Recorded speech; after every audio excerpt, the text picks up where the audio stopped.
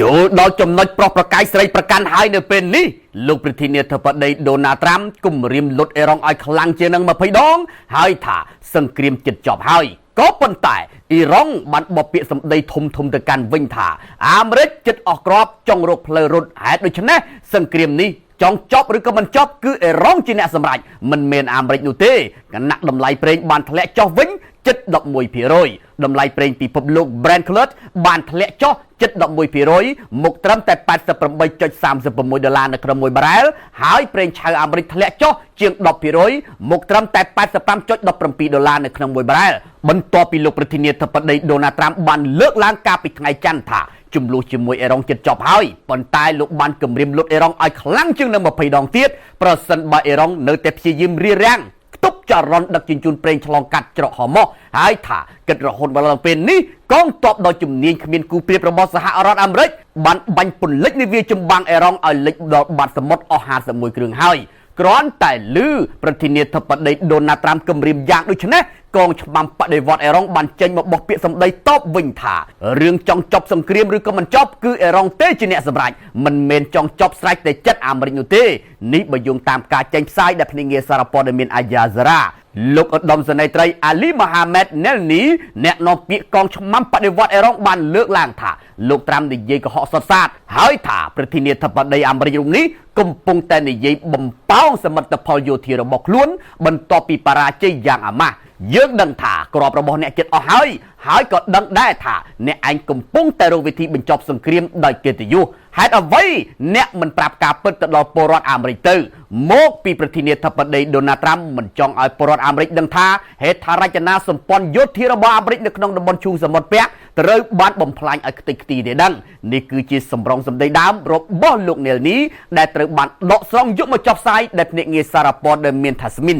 លោកណេលនីបានបដិសេធនៅការលើកឡើងរបស់លោកប្រធានាធិបតីដូណាល់ត្រាំដែលថាការវាយប្រហាររបស់អាមេរិកនិងអ៊ីស្រាអែលដែលបានធ្វើឲ្យសមត្ថភាពមីស៊ីលរបស់អេរ៉ុងចុះខ្សោយផងដែរដោយលោកនិយាយថាតាមពិតមីស៊ីលរបស់អ៊ីរ៉ុងនៅតែបាញ់ស្រោចច្រើនជាងថ្ងៃដំបូងនៃសង្គ្រាមទៅទៀតដោយក្បាលគ្រាប់នីមួយៗមានទម្ងន់ជាង1តោនឯណោះអ្នកនាំពាក្យរូបនេះបានបន្ថែមទៀតថាកងកម្លាំងប្រដាប់អាវុធអ៊ីរ៉ុងនឹងមិនអនុញ្ញាតឲ្យប្រេងដឹកចេញពីតំបន់មជ្ឈិមបូព៌ាបានឡើយសូម្បីតែ1លីត្ររហូតដល់តែមានការជូតដំណឹងបន្ថែមកងឆ្មាំបដិវត្តអ៊ីស្លាមអេរ៉ុងបានអះអាងផងដែរថាខ្លួនមានសមត្ថភាពប្រយុទ្ធបានរហូតដល់ជាង10ឆ្នាំឯណោះហើយថាបណ្ដាប្រទេសនៅតំបន់អឺរ៉ុបនិងអារ៉ាប់បើចង់ទទួលបានសិទ្ធិពេញលេញនៅក្នុងការដឹកជញ្ជូនប្រេងឆ្លងកាត់ច្រកសមុទ្រហម៉ូសទាល់តែបណ្ដេញឯកអគ្គរដ្ឋទូតអាមេរិកនិងអ៊ីស្រាអែលប្រចាំប្រទេសរបស់ខ្លួនចេញឲ្យអស់មុនសិនឥឡូវនេះគឺចូលដល់វគ្គប្រោះប្រកែកស្រីប្រកាន់អាមេរិកចង់បញ្ចប់សង្គ្រាមឲ្យបានឆាប់ប៉ុន្តែអ៊ីរ៉ុង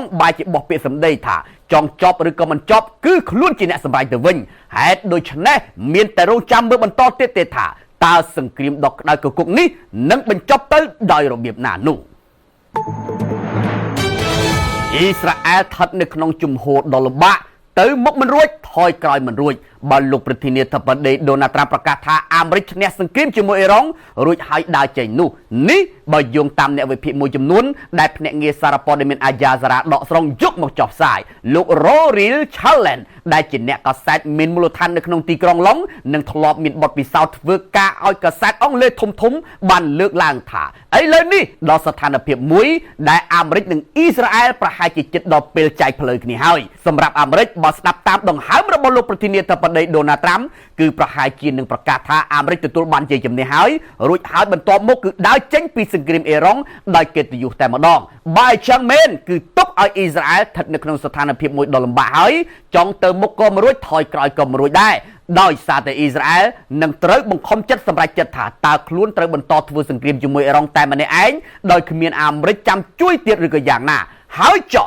បាននៅម្នាក់ឯងសួរថាតើអ៊ីស្រាអែលអាចទប់ជាមួយអ៊ីរ៉ុងបានដែរឬក៏យ៉ាងណាខណៈឥឡូវនេះអ៊ីរ៉ុងបានប្រកាសរួចហើយថាដល់វគ្គបញ្ចេញអាវុធថ្មីមកហើយដោយនៅក្នុងនោះមានមីស៊ីលខ្លះអ៊ីរ៉ុងបាញ់តែមួយគ្រាប់ទេក៏ប៉ុន្តែមីស៊ីលស្ទាក់ចាប់របស់អ៊ីស្រាអែលរហូតដល់3គ្រាប់នៅតែចាប់មិនជាប់ផង ជាក់ស្ដែងការវិប្រហាររបស់អាមេរិកនិងអ៊ីស្រាអែលលើអ៊ីរ៉ង់គឺពិតជាធ្វើឲ្យអ៊ីរ៉ង់ខូចខាតយ៉ាងធ្ងន់ធ្ងរទាំងទីតាំងយោធានិងហេដ្ឋារចនាសម្ព័ន្ធប៉ុន្តែអ៊ីស្រាអែលក៏ខ្ទេចខ្ទាំមិនស្ទើរដូចគ្នាដោយសារតែក្របមីស៊ីលរបស់អ៊ីរ៉ង់ហើយមូលដ្ឋានទ័ពអាមេរិកនៅក្នុងតំបន់ឈូងសមុទ្រវែកក៏រងរបួសយ៉ាងដំណំដូចគ្នាជាពិសេសប្រព័ន្ធរ៉ាដាសម្រាប់ខែលការពារដែនអាកាសតែម្ដងបើប្រៀបធៀបទាំងទំហំនៃផ្ទៃដីគឺអ៊ីរ៉ង់ធំជាងអ៊ីស្រាអែលចន្លោះពី75ទៅ80ដងឯណោះហេតុដូច្នេះបើប្រៀបធៀបទំហំនៃការខូចខាតគឺមិនជាងគ្នានោះទេសូមបញ្ជាក់ថាបើយោងទៅតាមលោក Anthony Blinken អតីតរដ្ឋមន្ត្រីការបរទេសអាមេរិកនៅក្នុងចំនួនលោកប្រធានាធិបតី Joe Biden បានលើកឡើងនៅក្នុងពេលថ្មីថាលោកនាយរដ្ឋមន្ត្រី Benjamin Netanyahu ធ្លាប់បានទៅផ្លុំទៅជាលោក Joe Biden ឲ្យលើកទ័ពរួមគ្នាជាមួយនឹងអ៊ីស្រាអែលដើម្បីវាយប្រហារអ៊ីរ៉ង់ដែរប៉ុន្តែលោកโจ Biden មិនព្រមធ្វើតាមហើយដល់ចំនួនលោក Donald Trump នាយករដ្ឋមន្ត្រីអ៊ីស្រាអែលរូបនេះផ្លុំត្រចៀកបានសម្រេចតែម្ដងទើបផ្ទុះជាសង្គ្រាមដ៏មហន្តរាយបែបនេះ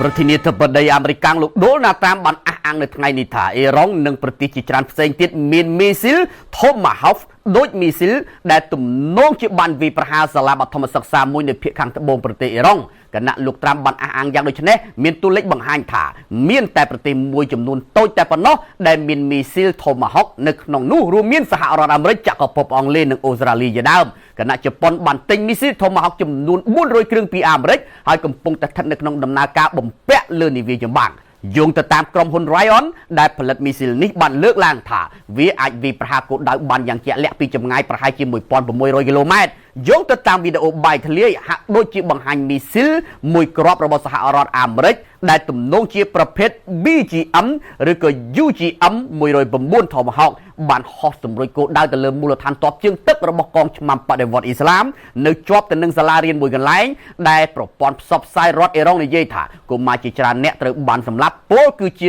160នាក់ពេលត្រូវបានសួរថាតើអាមេរិកនឹងទទួលខុសត្រូវសម្រាប់ការវាយប្រហារនេះដែរឬទេពេលនោះលោក Donald Trump និយាយថាខ្ញុំសូមនិយាយថាមីស៊ីល Tomahawk ជាអាវុធដ៏មានឥទ្ធិពលបំផុតមួយហើយវាត្រូវបានលក់និងប្រើប្រាស់ដោយប្រទេសផ្សេងទៀតអ្នកដឹងទេថាអ៊ីរ៉ង់ក៏មានមីស៊ីលប្រភេទបែបនេះផងដែរអញ្ចឹងខ្ញុំឲ្យគេកំពុងតែស៊ើបអង្កេតហើយ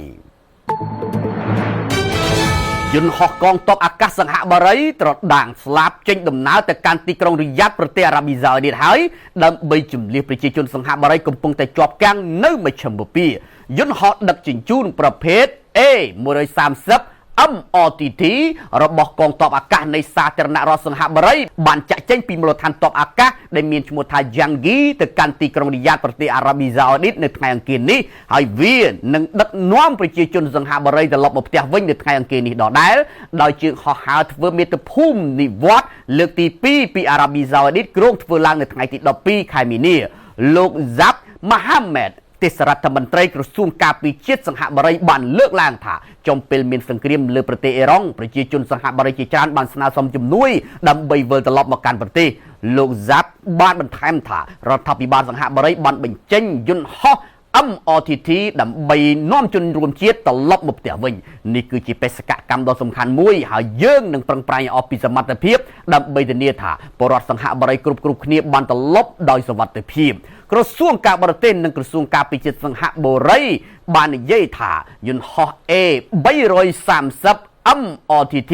នឹងត្រូវដាក់ពង្រាយដើម្បីជួយនៅក្នុងការជម្លៀសប្រជាជនសង្ហបុរីពីប្រទេសបារ៉ែន យ៉ូដានី គុយវេត កាតានិងអារ៉ាប៊ីសាអូឌីតហើយយន្តហោះប្រភេទនេះអាចផ្ទុកអ្នកដំណើរបានប្រហែលជា200នាក់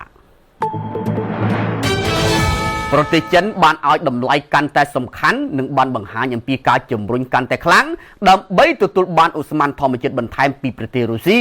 ដោយយោងទៅលើបំពង់បង្ហូរថ្មីចំនួន2នៅក្នុងសេចក្តីព្រាងនៃផែនការរយៈពេល5ឆ្នាំចុងក្រោយរបស់ខ្លួនវិធានការជំរុញនេះកើតឡើងចំពេលដែលចំនួននៅតំបន់មជ្ឈមបូព៌ាកំពុងតែគម្រាមកំហែងដល់ការ ដឹកជញ្ជូនឧស្ម័នធម្មជាតិ LNG ឆ្លងកាត់សមុទ្រ Hormuz ដែលជាចំណុចឆ្លងកាត់ដ៏សំខាន់សម្រាប់ធម្មពលពិភពលោកសេចក្តីព្រាងនៃផែនការអភិវឌ្ឍរបស់ប្រទេសចិនសម្រាប់ឆ្នាំ 2026 ឆ្នាំ 2030 ដែលបានដាក់ជូនសភាប្រជាជាតិចិនកាលពីសប្តាហ៍មុនបានកត់សម្គាល់ថាទីក្រុងប៉េកាំងនឹងជំរុញការងារនៅក្នុងគម្រោងបំពង់បង្ហូរឧស្ម័នធម្មជាតិចិនរុស្ស៊ីនេះឲ្យបានលឿនតាមអ្វីដែលអាចធ្វើទៅបានសេចក្តីព្រាងច្បាប់នេះមិនបានបញ្ចេញឈ្មោះគម្រោងជាក់លាក់នោះទេប៉ុន្តែអ្នកអង្កេតការទីផ្សារបានបកស្រាយនៃការអត្ថាធិប្បាយនេះថាសំដៅទៅលើបំពង់បង្ហូរធម្មពល Zibiri 2ហើយបានស្នើថាដោយសារតែសង្គ្រាមនៅតំបន់ប្រជាពិភាក្សាកំពុងផ្ទុះការសាងសង់របស់គេគម្រោងនេះអាចនឹងត្រូវពន្លឿនផងដែរកាលពីខែកញ្ញារុស្ស៊ីនិងចិនបានចុះហត្ថលេខាលើអនុសារណៈដែលមានកាតព្វកិច្ចផ្លូវច្បាប់ដើម្បីសាងសង់បំពង់បង្ហូរឧស្ម័នបន្ទាប់ពីមានកិច្ចពិភាក្សាជិតមួយទសវត្សរ៍កន្លងមកហើយកិច្ចព្រមព្រៀងនេះត្រូវបានប្រកាសនៅក្នុងអំឡុងដំណើរទស្សនកិច្ចរបស់ប្រធានាធិបតី Vladimir Putin ទៅកាន់ទីក្រុងប៉េកាំង